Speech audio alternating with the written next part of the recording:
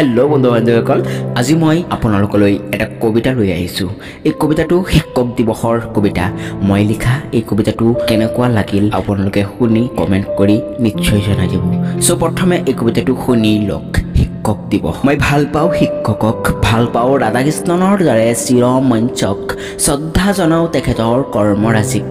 দিৱবোৰ মই বছৰেকত এদিন নহয় সদায় পাতোঁ, কিন্তু শিক্ষক দিৱসৰ দিনা নষ্টালজি হৈ পৰোঁ। মোৰ বহুগৰাকী শিক্ষক এতিয়া মাথো হৈ পৰিল মোৰ স্মৃতি। প্ৰত্যেকজন শিক্ষককে স্মৰণ কৰোঁ শিক্ষক দিৱসৰ প্ৰতিটো প্ৰভাৱতে।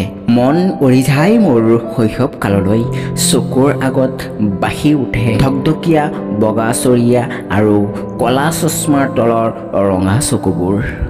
চ' এই কবিতাটো কেনেকুৱা লাগিল আপোনালোকে মোক জনাই দিব।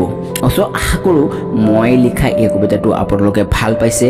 চ' এই কবিতাটো আপোনালোকে উঠাই আপোনালোকে নিজৰ নিজৰ শিক্ষক দিৱসৰ দিনা ক'ব পাৰে।